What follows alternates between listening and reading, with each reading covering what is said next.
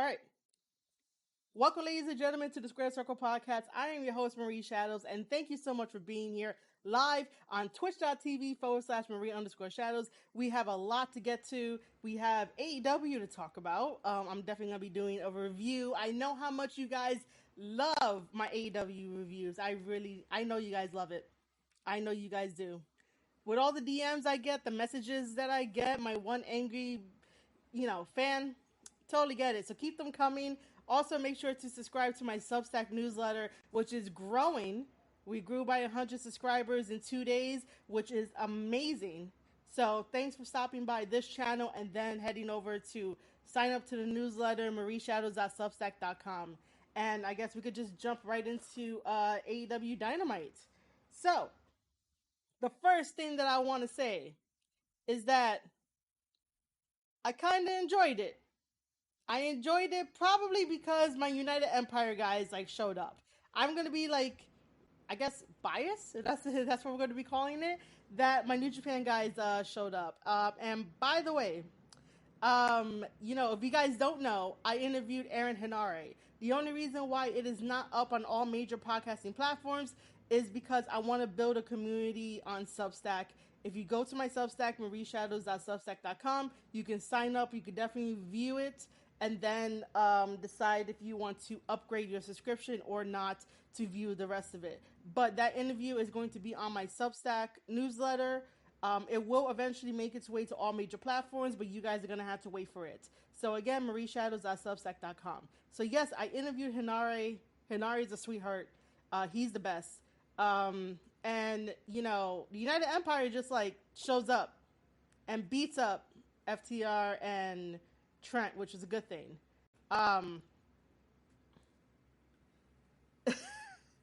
Let me back it up for a second because Greg over here, Greg, you're not having computer issues, buddy. I enjoyed it because of that. I enjoyed AEW Dynamite because of the United Empire showing up. And I found it kind of funny that when I was interviewing Henare, I was like, yo, do you know you're going to show up? When are you going to show up? And then bam, he shows up on AEW Dynamite. So no, your computer, you're not having a computer problem. I enjoyed it because New Japan invaded to just beat up the AEW guys, which sounds really bad when I say that. But it is what it is. And what up, Jersey Devil? I saw you in the chat. I didn't get a chance to say what's up, but what's up, man? This is a really bad time for my allergies to be acting up while I'm trying to do a professional podcast episode. So excuse me. But yeah. Let's go back to the beginning. Let's go back to the beginning of AEW Dynamite, where it starts off with the Casino Battle Royale. Now, here is where I had a little problem with that. I really thought that by having, not again. I really thought that by having the Casino Battle Royale, right, was going to take AEW Dynamite into overtime. I didn't know how they were gonna fit everything in 2 hours. So again, we have the problem of doing something big and grand on an episode of Dynamite so they could get the views, and then trying to rush everything. And most of the stuff that happened after was obviously rushed. But yeah, the Casino Battle Royale, I think that they should have at least had either a short Battle Royale where they put the guys who are on the rankings in the match and they get to fight each other. And then they get to fight Moxley, at the end of the show maybe, or add Moxley in there and create I don't know, a 6-way match maybe. Something like that, rather than having a battle royale that'll take up time, because something with as grand as the Casino Battle Royale takes time. And you want to make sure that all the guys at least get eliminated correctly and on the right time that they have to get eliminated. I just think that just because Tony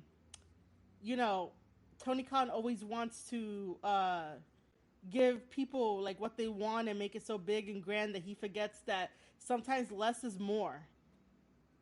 Or a fatal four way elimination. Yeah, either one. I don't know.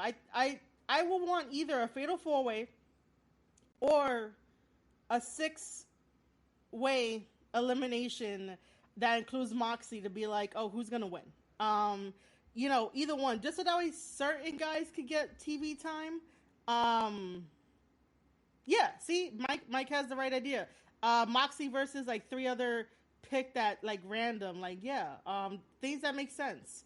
So anyway, um, the Casino Battle Royale, I didn't have too much faith in it. Getting down to like the final four, which was Andrade, Wheeler, Kyle, and who the fuck was the other guy? Who was the other one? Because we all know that Kyle won. Oh my god! Can someone in chat remind me who the final four was? Um, Andrade was one. Wheeler was one. Um, Kyle O'Reilly. Who was the other one? Jesus. Um, I totally forgot who the other one is. I'm totally blanking on this. Uh, if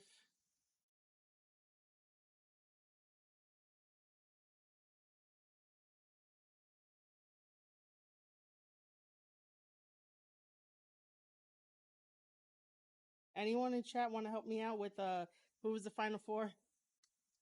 If anyone remembers, I'm missing that one other person.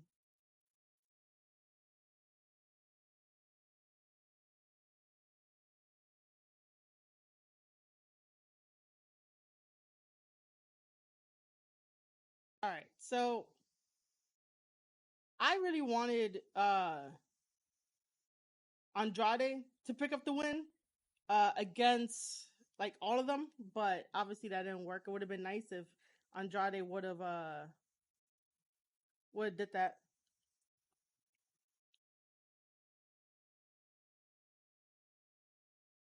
But then part of me was like, imagine if Wheeler were to win. I know during the best of the Super Juniors, I didn't have the complete faith in him, but it would have been interesting to see like how far he would have came, given what he did in Best of the Super Juniors, and he was learning as he kept going. And then if he would have won and went against Mox, then I would have been like, all right, maybe I could understand why he's a made star.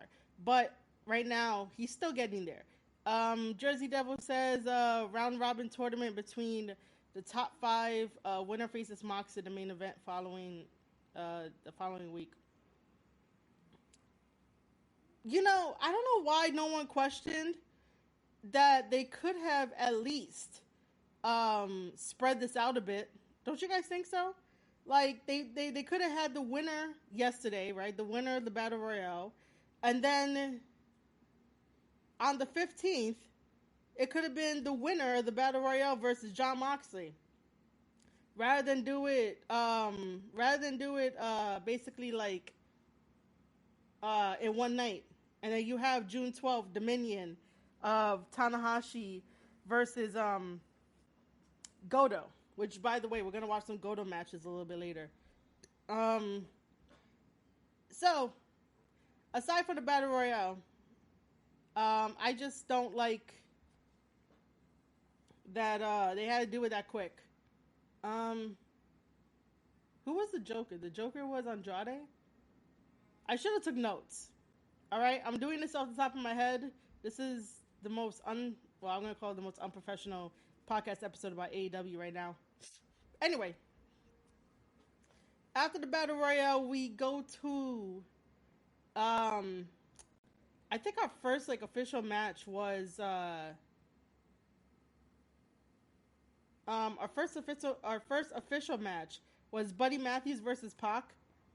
Um, so first of all, I was bored with Buddy Matthews versus Pac For some reason, there's like a handful of people online on Twitter that was like, this was a banger, this was awesome, this is great. But I was fucking bored. You guys know that I love technical wrestling more than high flying stuff. But did I really need to be watching a hammerlock or a wrist lock reversal for about maybe 6 to 10 minutes?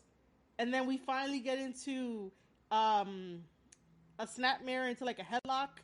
Um, and we get to watch that for another 5 minutes.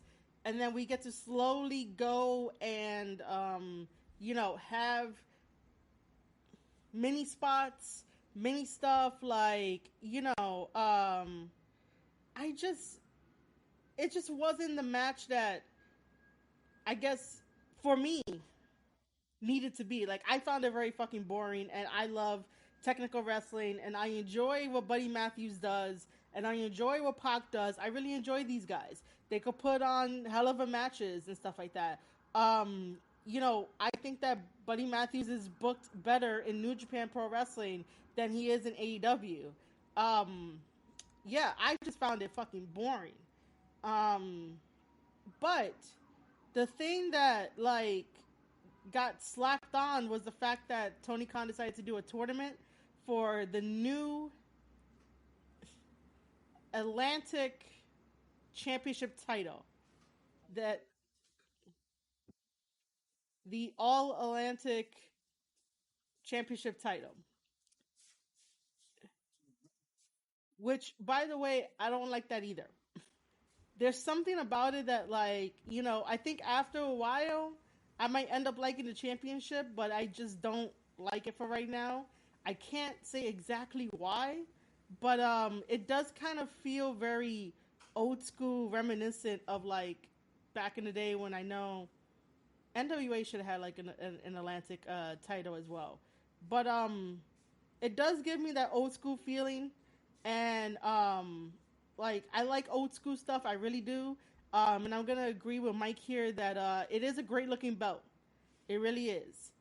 Even though I think that they should have at least flipped the Japan flag like someone else somewhere else on the belt, because the Canadian flag is like blocking out the Japanese flag. Um, so yeah, see, that's what I remembered, Mike. I was like, I remember seeing someone posted online saying that uh, like apparently they felt like Tony Khan made the belt because he knew that it would be like a mid title belt, so people would just probably call it like the Mid Atlantic belt. And I remember that the NWA did have that Mid Atlantic belt. Um, Now, see, if Tony Khan would have talked with uh, what Billy Corgan of NWA and asked if they can like get the belt, the Mid Atlantic belt, and just call it the Mid Atlantic belt, I think that I wouldn't have a problem with it. But for some reason, I have a problem with like all Atlantic championship title. I don't know. It just doesn't sit right with me. Hopefully later on it will be better. Um, I just don't think that we needed another tournament so soon. And like this match is gonna probably take place at Forbidden Door. And just to bring this up, right? First of all, hold on. Jersey Devil says, sounds like a territorial championship, Alas Brass Knuckles titles, Western States Heritage title, Florida Bohemian Championship. Yeah, it really does sound like a territorial thing. It really does. Think of it like, I don't know. Some people were saying like it reminds them of like the European Championship title. To me, I was like, can you just say Intercontinental Championship title? Like, I don't know, man. Um,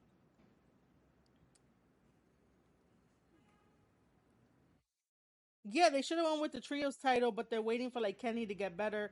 But it's just like have them now. You know. Um, so according to Mike, Mid Atlantic Belt and the rights of it is used in CWF in North Carolina. Oh, I didn't know that. Thank you. Thank you for mentioning that.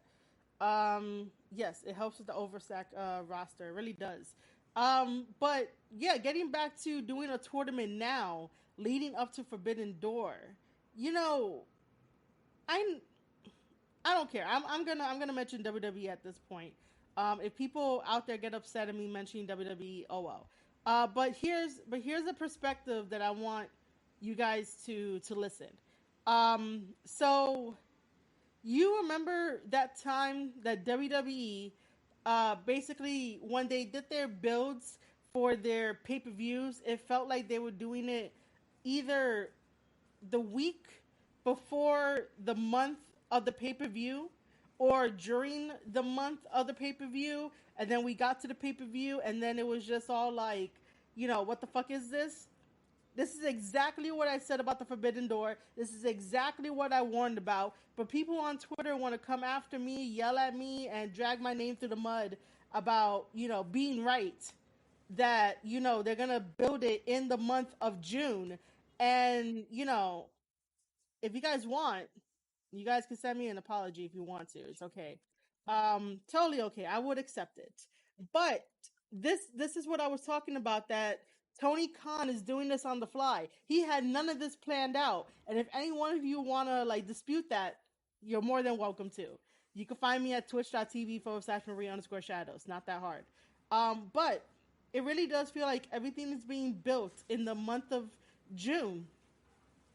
And um it's not going to be the big epic pay-per-view showdown like you want it to be. Like, this should have started at Double or Nothing with the angles. But no, he wanted to make it such a grand pay-per-view at Double or Nothing by adding so many matches, just so you can get your $50 worth and he can make extra money, that he forgets to realize that he has a show to book. And he's probably the one that was like, hey, New Japan, let's, do this show.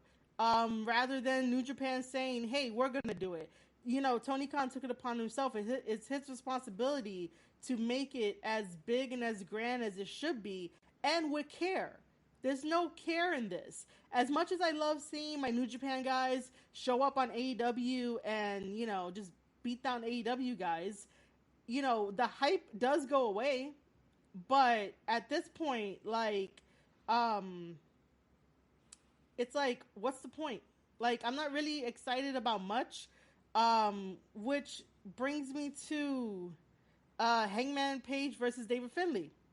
Um, as much as I enjoy David Finley's work, and if anyone wants to go back into my archives and just hear me talk about David Finley, and that I say he's not up there yet because I was so on the side of Jay White until Jay White decided to do the betrayal and kick out Tama Loa, which sort of still hurts.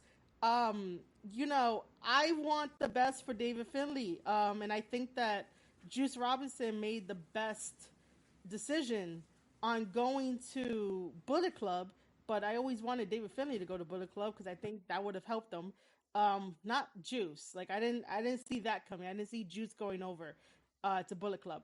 But um, yeah. So that match with Hangman Adam Page and David Finley felt like a regular TV match that was made for AEW and not showcasing enough of the New Japan style of wrestling when they have their shows on New Japan World, if that makes any sense. Like, you obviously have to wrestle for, TV, um, but it just didn't feel like everything that David Finley is capable of and stuff like that. Hangman is okay, you know. Um, yes, Greg, New Japan has a style. They really do. It's not just strong style. It's not just slaps and chops and kicks. There's actually a different style to it, depending on like who you get, and the story that they're trying to tell. Um, you know, it just felt like the same safe moves that David Finley is going to be using against Hangman. Because again, let's face it, Hangman doesn't really wrestle Japan stuff. Um, doesn't wrestle Japan stuff. Doesn't wrestle like the New Japan style as much. So he's gonna like it's gonna be a regular Hangman match. There wasn't anything new. Um, it was a decent match. I'll give it that. But David Finlay lost, and I already said this that while they did make a very wonderful hype video between the two, obviously Hangman is going to get more love because the AEW fans know a lot about Hangman, but no one really knows about David Finlay, and that's like the sad part. Like the AEW fans are so into their bubble that they wouldn't get the subscription to New Japan World, which is only $7 a month now. In US dollars, it went down. Before it was like $8 a month, but now it's like $7. So AEW fans are gonna stay within their bubble, and they're not gonna venture out to get the network to watch David Finlay and stuff like that to support him and stuff. And it's like, what's the point? Like, him losing to Hangman should have never happened. I was hoping for like a DQ, so that way they could have like continued this at like Forbidden Door. So yeah, let me just okay, yeah. Mike definitely helped me out in the chat. But yeah, New Japan does have a style other than like what you really know them for as strong style. So like I remember when like Nakamura was there and whatnot, like him and others would have that strong style. They still got strong style depending on like who's fighting, but most of the time it's more technical. They got some lucha in there. They got some high flyers in there. Then you got your technicals. But it also really depends. Oh, you got your murder grandpas too. You can't forget about Suzuki. But it also really depends on like the story that they're trying to tell, and like depending on like the name of the show and stuff like that. It's a lot.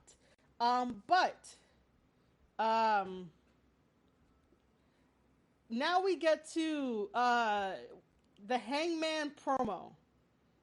Jesus, man, why does everybody overlook Jay White?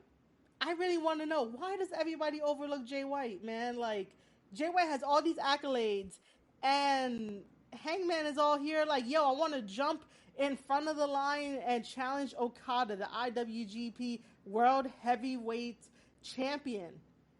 Dude, do you not know that Dominion is coming up? Like, this is why I dislike the way that we're going about it with Forbidden Door, because for the hardcore fans, I don't think the hardcore fans give a shit about Jay White. The hardcore fans give a shit about Okada because they've probably seen Okada versus Kenny Omega like more than once.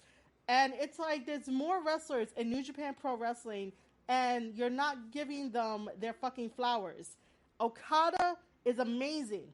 He's a phenomenal champion. He's a phenomenal wrestler. He can do it like no other, and I get it that he's a big name. But Jay White has a full list of fucking accolades, and you're gonna overlook this guy? Sold out Madison Square Garden. Sold out the United Center. Fuck Punk because Punk didn't like sell out shit. So sell out the United Center. I'm giving that to him. Sold out Madison Square Garden. Sold out United Center. Main event to the Tokyo Dome. First ever Grand Slam champion by winning all the titles before they decided to fuse together the heavyweight title and the IC title to create the title that we have now. And won various matches and has a very long winning streak against David Finlay. Just had to bring that up. Like, Jay White has all these fucking accolades, and Hangman is gonna be like, oh, I want a shot at Okada? Dude, he beat you back in 2016, 2017 in California when you tried to challenge him for the United States Championship title, and he made you look like a fool in the promo battle. Like, does that not bother you that you have a loss against Jay White? Like, it should. Put some respect on Jay White's name. Sure, Jay White is not perfect. He betrayed Tama Aloha and kicked him out of the Bullet Club. Like, that shit still hurts. But despite everything, Jay White is still the best wrestler that they have in New Japan Pro Wrestling. He's wrestling's number one asset, and he's way better than you, Hangman. Way better. So, sit down, buddy. Like, it's not your time to challenge Okada. You did not get a win over Okada in the G1. You weren't there in the G1. You haven't been to Japan ever since the first time you tried out for it. And you lost, went home, couldn't handle it. So you're not going to challenge Okada like that. If anything, I don't know, man. Like Moxley, probably has a little bit of pull and say to challenge Okada. Hell, fucking give it to Wardlow. Give it to Wardlow to challenge Okada, because, quite frankly, nobody wants to see Hangman versus Okada.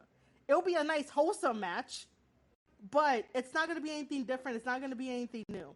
So I would suggest, like, Wardlow versus Okada, Moxley versus Okada if he did not get Tanahashi. Who else is worthy on that AEW roster to get Okada? Um, Adam Cole versus Okada, but I would need Adam Cole to bring Adam Cole to New Japan Pro Wrestling. Um, who else who else is worthy on that AEW roster? That's about it for now, because AEW doesn't know how to build stars. I can't even remember guys off the top of my head of like who could face Okada, who's worthy to face Okada. If anything, have Thomas sign a quick one appearance for AEW so that way he could fight Okada and cash in on the one win he has over Okada since the G1. Oh, Danielson, of course, Danielson. Thank you, Jersey Devil. Yeah, you know what? Why not Danielson versus Okada, who's way more worthy? Um, you know, but Hangman is not worthy to face uh, Okada. Do not look over Jay White. Jay White is one of the best to ever come into this business. Oh shit, Eddie Kingston versus Okada? Mike, like, I'm trying to keep Okada alive, you know? Like, I would love to see that too, but I'm trying to keep Okada alive. Eddie versus Okada. Man, it would definitely be like Okada versus Suzuki. It would be that. Um, but yeah, like these wrestlers and fans need to stop overlooking Jay White. No matter what Jay White has done, right? He is still one of the best going today. Um, but yeah, that's my take on it. I just don't want no one to like overlook. Um, I don't want anyone to overlook Jay White. If you do, that's a disrespect to him, and that's a disrespect to wrestling. So again, Hangman, sit your ass down. It's not your time to fight Okada. And imagine if Okada did lose to Jay White on June 12th in New Japan Pro Wrestling's Dominion. You'll be facing Jay White again, and I don't think Jay White wants to lose to you. Like, it wouldn't go anywhere. I'm sorry. That shit like got me upset the same way that John Moxley will talk out his ass and be like he's the ace of New Japan.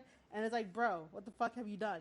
The same thing with Hangman. Hangman, what the fuck have you done for New Japan? You've done shit. Um, okay.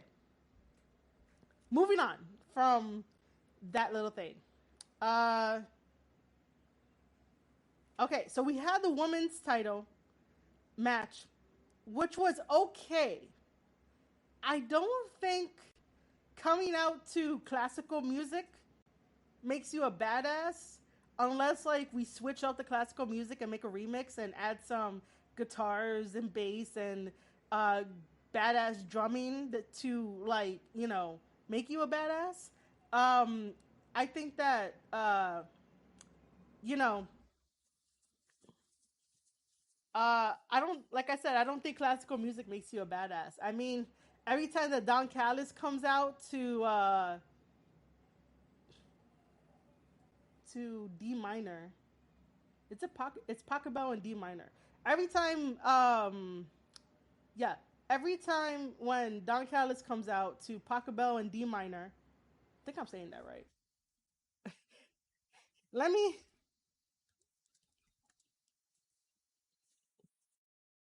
let me look that up before should we talk about canon in D minor before all the music people come after me too.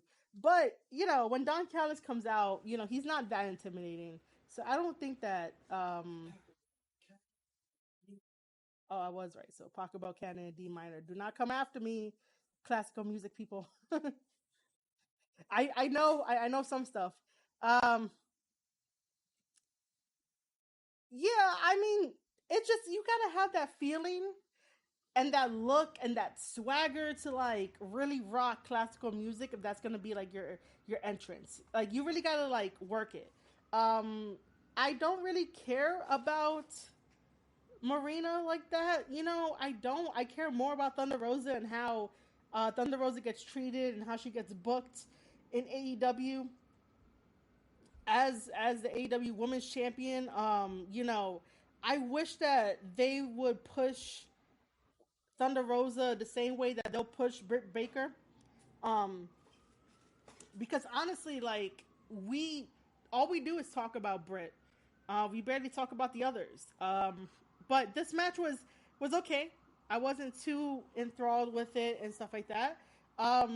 It it is what it is for what it was. I do think that they should have like more matches, meaning like rematches. And I was saying this before that rematches are not a bad thing because you get your reps in. You make sure that you guys have this chemistry. If you're not training and living together like how the Stardom women and the Japanese women do in wrestling, also the Japanese, guys as well, like, have that brotherhood bond, that sisterhood bond. If they're not doing this, then, rematches are okay.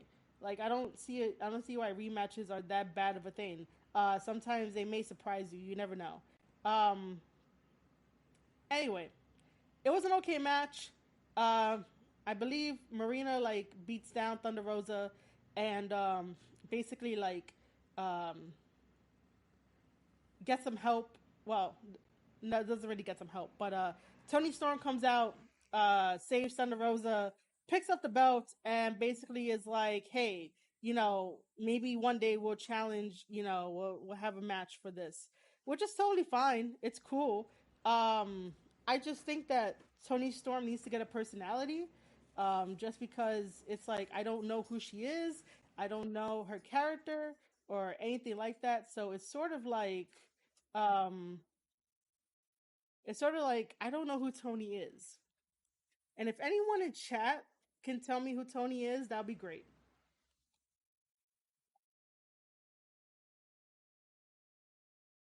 Um, so we had the women's match. Um, we had John Moxley taking on Kyle O'Reilly because Kyle O'Reilly was the one that won the Casino Battle Royale, and it was a good match. It was cool. Um, I still need to ask why does uh why does uh Bryce have to be um all up in there? Why does he have to react to certain hits and blows, and why does he have to be in the hard camera? Like, man, just stay to the corner. It's okay. You don't have to do any officiating. Um, but okay, I'm. But Mike, going back to Tony Storm, because Mike answered me. But like everybody says to go check out her work in Stardom. I want to see more than just wrestling matches because wrestling matches, while yes, I can like probably find the story. I want to see how she interacts, how she builds a story, how she carries herself. Like I need to know the stuff that goes beyond than just matches. Because I could watch anyone's matches and I could be excited and I could smile from ear to ear and I could feel really good about it. But it's the fact of I need something more. I need to see something more. It just seems like she's a wrestler, and that's it. She's a wrestler. She has the gear. She comes in. She wrestles. Like there's nothing to her. You know. she was a character too, part of Queen Quest. Um, well, someone's gonna have to give me their, share their Stardom account with me because, um, I don't have Stardom um at all. So yeah, um, or you guys, basically the ace of the ace group of the promotion. Yeah, I've seen that. I've seen that they're like the ace group. But yeah, someone's gonna have to share their Stardom account with me, or you can get yourself a paid upgrade to my Substack newsletter. Um, oh, okay. Uh, so yeah, going back to the main event. You know, John Moxley versus Kyle O'Reilly was okay. Um, Nothing too special. Um, but again, it just looks like two ex WWE guys fighting. Where is the homegrown talent that should be pushing the flagship show of AEW? Where are they? It would have been amazing to have the first time ever Ricky Starks versus Tanahashi. Two of the best in the business. Very unique. Everyone, both of them have their own unique following. They are both unique styles, and you're gonna go the safety route of John Moxley versus Tanahashi, which I know that Mox has been calling out Tanahashi for 3 years and shit like that. I totally get it, but why play it safe when you can take that risk, get more money for the pay per view if you headline Tanahashi versus Ricky Starks, and this is the biggest match of Ricky Starks' career. Like, again, where are your homegrown talent? Because yesterday we saw two ex WWE guys in the main event. Where is that homegrown talent? Um, as we know, Moxley won, so that's that. Now getting to the promo stuff, the stuff that aren't wrestling matches. I do want to make a comment on Wardlow's promo. Um, Wardlow saying that he did not want to be in the battle royale because he wants to wait until Punk is healthy enough to challenge him for the belt. Because let's face it, this is not a spoiler. This is a fact.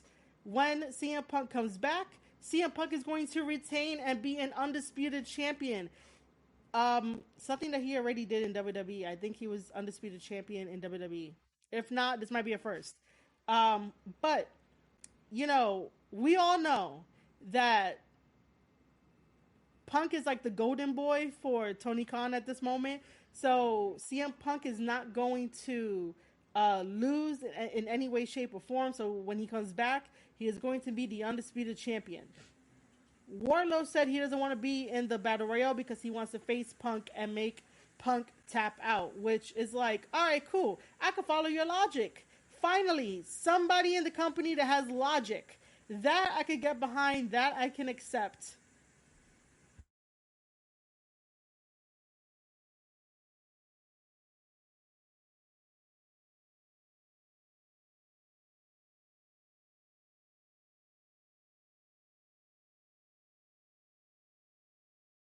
That I can accept, that I can get behind because it makes sense. Finally, somebody in AEW is making sense. So that's why I'm not too distraught about it. And then to have him in the TNT Championship title, sure, okay, awesome. Because apparently Scorpio Sky is injured, so it makes sense. Unfortunately, Scorpio Sky is injured, and we'll just have to basically have a rest for his injury. I don't think he has to get surgery or anything. But yeah, that Wardlow stuff I could deal with. Awesome, great. Um, like I said, very logical. But sometimes in wrestling, you should uh, basically embrace uh, what's hot, what's really getting exciting, and the momentum, and really capitalize on the momentum. But it's okay. You don't always have to do it. That's why sometimes it's like tricky to like pick and choose what you want to do, and like who to capitalize on, what not to capitalize on, what trends are going to work out in the end for stuff like um, but I can agree with this. Eddie Kingston's promo basically was very very funny. Eddie Kingston is such a gem to be in this business, and yeah, he's upset at everybody, but you know, um, he's gonna take them all out. You really can't tell Eddie Kingston what to do. Like Eddie Kingston will do whatever the fuck he wants. Um, and then I guess the last talking point for AEW Dynamite will be the fact that you know United Empire, my buddies, well, only one for now, which is Aaron Henare, but eventually we'll all become buddies. Um, Shows up at AEW Dynamite to beat the shit out of FTR and Trent, and that's great because first of all, um, Dax doesn't have to call the United Empire bitch boys. What? To call Jeff Cobb and the Great O'Khan bitch boys. Yeah, that's just like, no, dude, you don't really have to. Like, why would you want to? Most of the time, like the way that Dax like talks shit online just feels like he just talks shit and doesn't back it up. Um, I want to like FTR, but part of me is just like, the shit talking is very ridiculous, and it smells like bullshit half the time. Um, but you just don't disrespect my boys like that. But I did like the fact that Will Ospreay came out. Um, for some reason, like the theme song that they have, or that he has, basically, um, didn't sound too great in the arena, but it could have been me. But Will Ospreay standing up at the entrance. Um, I'm not sure if many people knew who Will Ospreay was. I know people at home know who he is. Maybe some people in the crowd knew who he was. Um, but again, they didn't they. I don't know. AEW fans at the arena, depending on like what city they go to, they get it and then they cheer. And then other cities, when shit like this happens, they watch it, but they try to process it, and then like you get that silence, that weird silence where you're like, did they not like it? Why they're not making any type of noise, any type of reaction. Um, I don't remember if the crowd reacted when Osprey came out, and then you had Aussie Open and you had Hinari there. Um, I know who these guys are.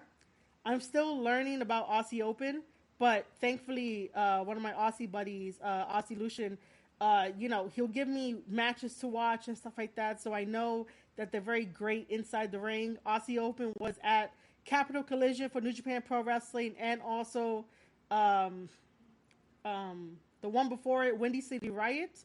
They should have been in one of the matches.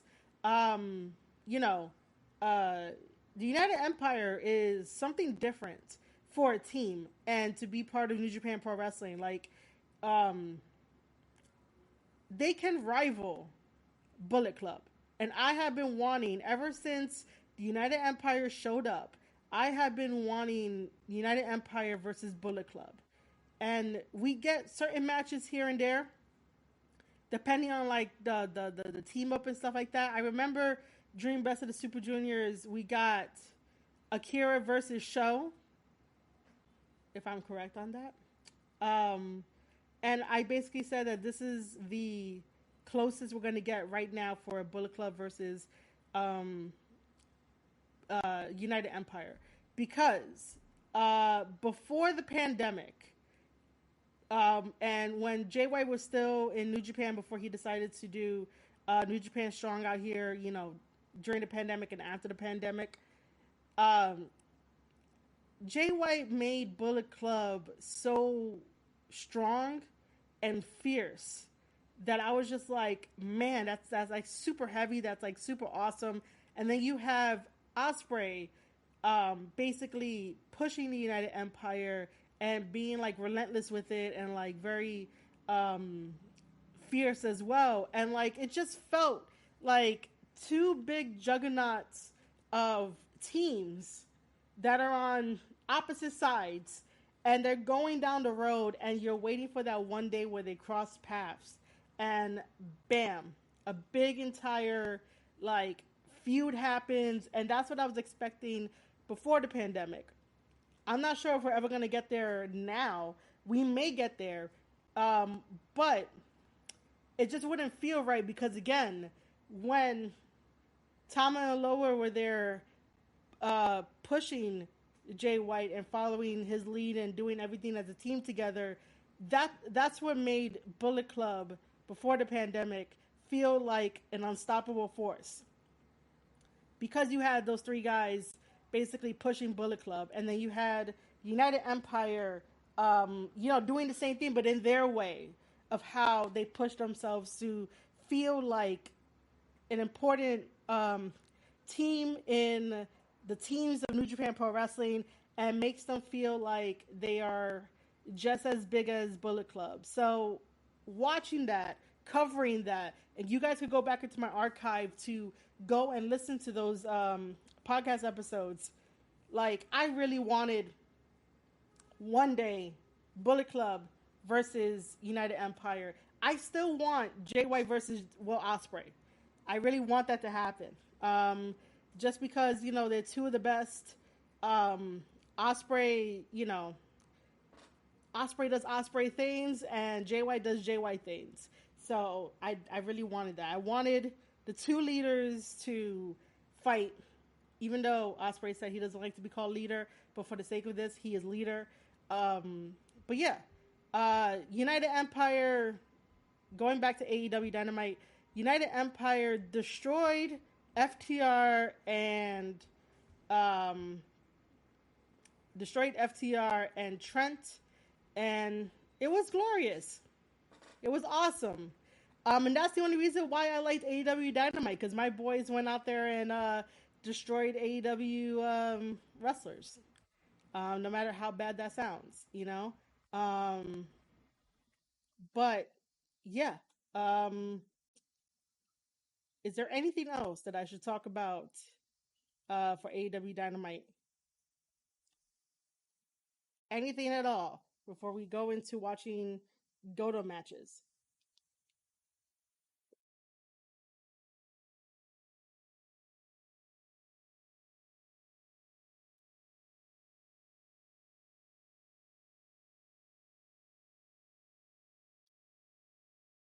Osprey versus Jay for Wrestle Kingdom 2023.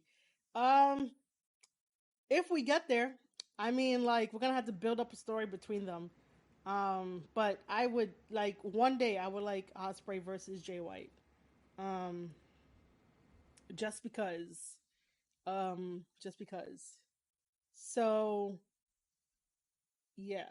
Um, let's see. I think I covered everything in AEW. I will say this again that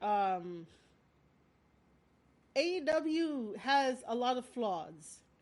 And the more that you try to keep your bubble as positive as you can, those flaws are never going to get fixed, and you never know. One of those flaws may end up being AEW's downfall. So, you know, my job here on the Square Circle podcast is that I want to try to make wrestling better than it was yesterday through constructive criticism and how they can improve on a lot of things. So, if you're still on the fence about me and my opinions and still think that, I don't know what I'm talking about or I'm ruining your fun, then just give that a moment to think about it. If you say that you love AEW, then you will want it to fix all of its flaws. Okay.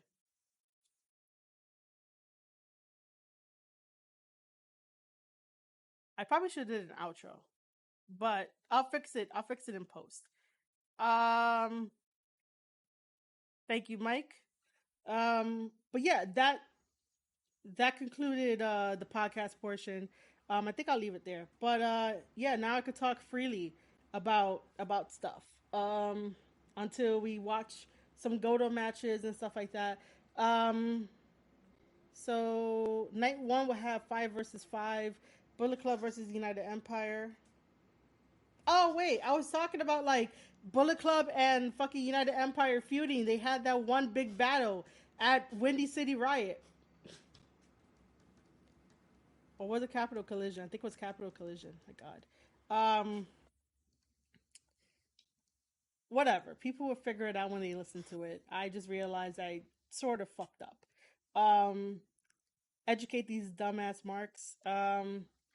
Yeah, I guess so, man. I need a catchphrase. I know I do. I just don't know what the hell will be. At one point it was gonna be like, I wish you well in your future endeavors, but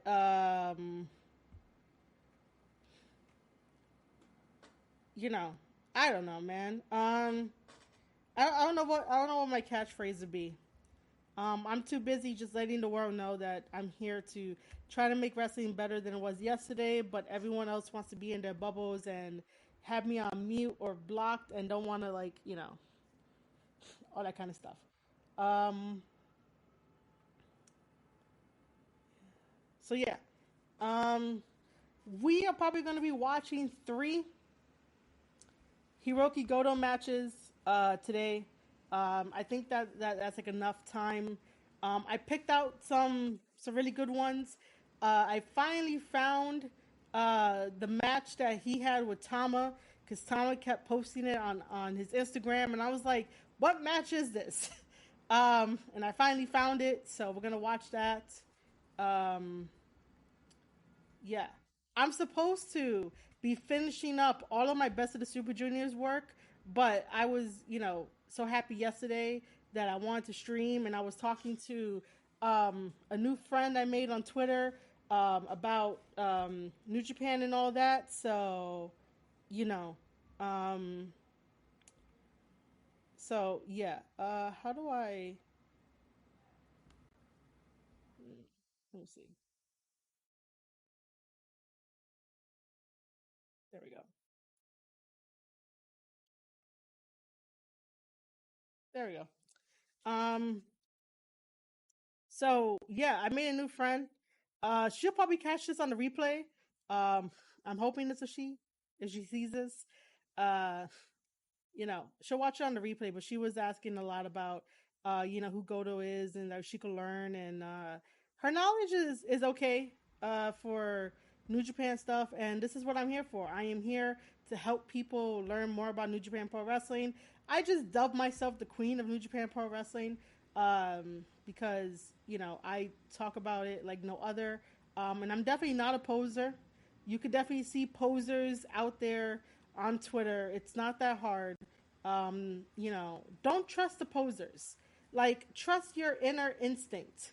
Don't trust the posers. Go to someone who's a credible source and I could tell you yes or no, or research it for you, or, whatever the case may be. But, don't trust the posers. That's all I'm saying. And if you know who they are, you know who they are. I don't really have to bring up their names, but you can tell who's a poser, who's not a poser, and everything that they do.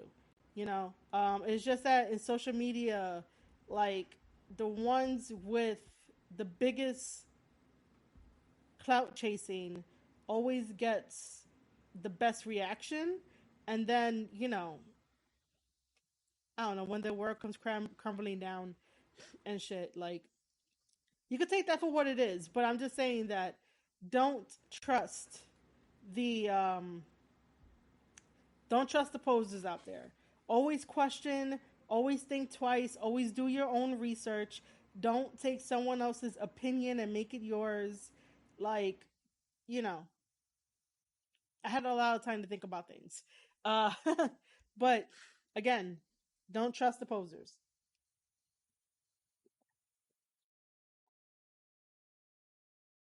All right. Uh, so I need to do some stuff.